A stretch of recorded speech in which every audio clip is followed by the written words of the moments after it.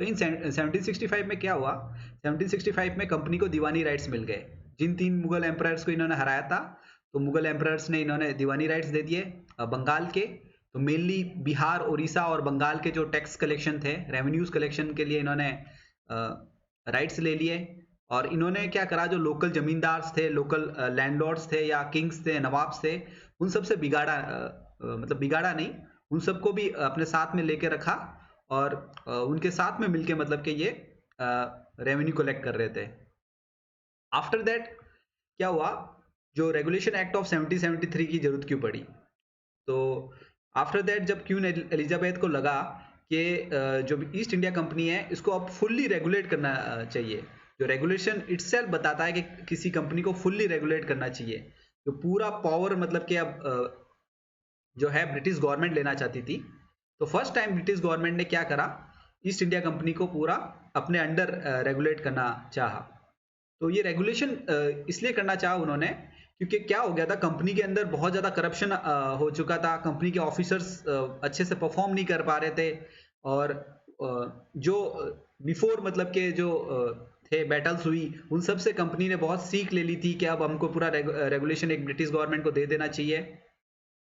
After that company ने क्या करा, कंपनी ने एक गवर्नर जनरल इस्टेब्लिश करा, वो भी बंगाल के अंदर।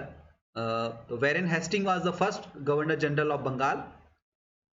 ओके, तो वो गवर्नर जनरल क्या था, जो 1726 के चार्टर के अंदर हमने देखा था कि जो गवर्नर ऑफ बॉम्बे, जो प्रेसिडेंसी स्टेट इन्होंने बनाई थी 3, बॉम्बे, मद्रास एंड बंगाल, तो उनके जो गवर्नर्स उन्होंने जो अपॉइंट करे थे, उस गवर्नर जनरल को रिपोर्ट करते थे। तो Warren Hastings was the first governor general, उनको रिपोर्ट करते थे जो गवर्नर ऑफ बॉम्बे, मद्रास और बंगाल के जो गवर्नर्स थे, सबऑर्डिनेट थे, जो they have started reporting to governor general of bengal,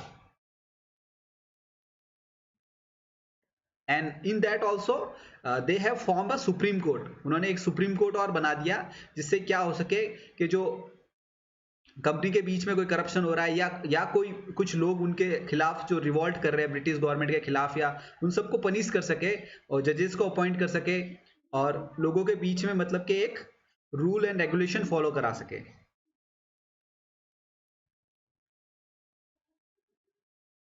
after all this thing फिर क्या हुआ, जैसे हम जानते हैं कि हमारी कंट्री में बहुत सारे रिवॉल्ट होने स्टार्ट हो चुके थे, और after that world war second भी हो चुका था, और British government was not that much enough capable to rule India, और जो इंटरनल रिवॉल्ट थे वो भी ज़्यादा हो चुके थे। फिर उसके बाद में क्या हुआ था कि जो 1934 में है, एम एन रॉय के द्वारा फर्स्ट जो है, उन्होंने एक कॉन्स्टिट्यूशन असेंबली बनाने का जो प्रपोजल था, उन्होंने जो डेवलपमेंट ऑफ कॉन्स्टिट्यूशन के लिए उन्होंने नींव रखी। एम एन रॉय ने फर्स्ट टाइम कहा कि हमें एक कॉन्स्टिट्यूशन असेंबली बनानी चाहिए, उसके अंदर कुछ इलेक्टेड लोग होने चाहिए, कुछ नॉमिनेटेड लोग होने चाहिए।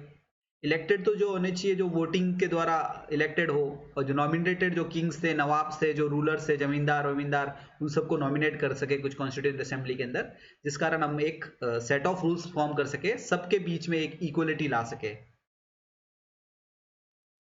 और फर्स्ट टाइम जो कॉन्स्टिट्यूएंट असेंबली का जो प्रपोजल था, वो एम एन रॉय के द्वारा दिया गया था। और ये बहुत इंपॉर्टेंट क्वेश्चन हो जाता है। You can see in the front, जो ऊपर वाला पिक्चर है वो एम एन रॉय आप देख सकते हो, और इसके अंदर जो कॉन्स्टिट्यूशनल एडवाइजर था वो बी एन राव को बनाया गया, और chairman of the drafting committee थे doctor B are Ambedkar.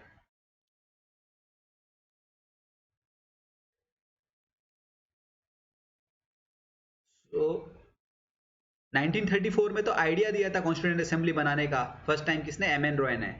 After that in 1938 Jawaharlal Nehru on behalf of Indian national Congress, उन्होंने बोला कि हमें एक कॉन्स्टिट्यूशन बनाना चाहिए इंडिया का, फ्री इंडिया का, जो बिल्कुल इंडिपेंडेंट होना चाहिए, उसमें कोई आउटसाइड इंटरफेरेंस नहीं होना चाहिए, किसी भी कंट्री का मतलब कि उसमें इन्वॉल्वमेंट नहीं होना चाहिए।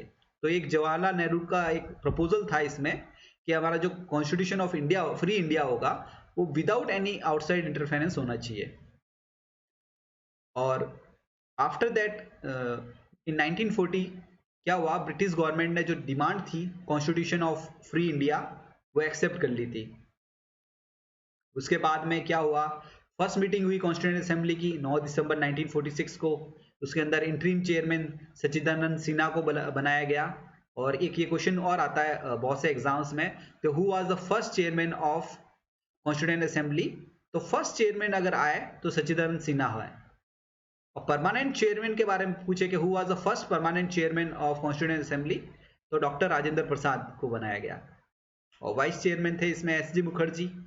तो एक मेनली ये था कि कॉन्स्टिट्यूशन की नींव रख दी थी उन्होंने ये चीज स्टैब्लिश कर दिया था कि अब हमारा कंट्री फ्री होना चाहता है, हो जाएगा, तो लोगों के बीच में मतभेद अभी भी मतलब कायम ना रहे, और लोग जो रिलीजन के ऊपर, कास्ट के ऊपर, अमीर गरीब के ऊपर जो लड़ रहे थे, उन सबको एक सेट ऑफ रूल के अंदर इस्टेब्लिश कर सके और एक ऐसा लॉ गवर्न करा सके जिससे वो basic principle of that law should not be harmed.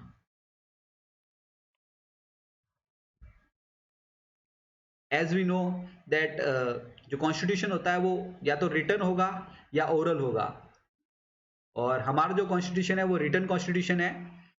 और इट टुक, क्योंकि ये पहला कॉन्स्टिट्यूशन है जिसको हाथ से लिखा गया है, ना प्रिंट करा गया है इसको, ना टाइप करा गया है। So it took 2 years 11 months 18 days। Total time इसको कितना लगा? 2 years लग गए, 11 months लग गए, 18 days लग गए इसको कॉन्स्टिट्यूशन को बनने में। एडॉप्ट कब हुआ था? 26 जनवरी 1949 को। कुछ प्रोविजन हमने उसी दिन अडॉप्ट कर लिए थे, एंड आफ्टर दैट जो इसको लागू करा गया वो 26 जनवरी 1950 को लागू करा गया। एंड एज वी नो के जो 26 जनवरी 1929 को हमारे को पूर्ण स्वराज मिला था, उसीलिए ही इस डेट को भी उसलिए ही मतलब कि हमने चूज करा एनफोर्समेंट डेट 26 जनवरी 1950। तो at that time constitution consist of a, उस समय कॉन्स्टिट्यूशन में क्या था? 395 आर्टिकल्स थे, 8 शेड्यूल्स थे और 22 पार्ट्स थे। आफ्टर दैट जो अब हमारे कॉन्स्टिट्यूशन में बहुत जो अमेंडमेंट्स होने के बाद में, जो right now we have 469 articles, 12 schedules and 22 parts है हमारे पास में है।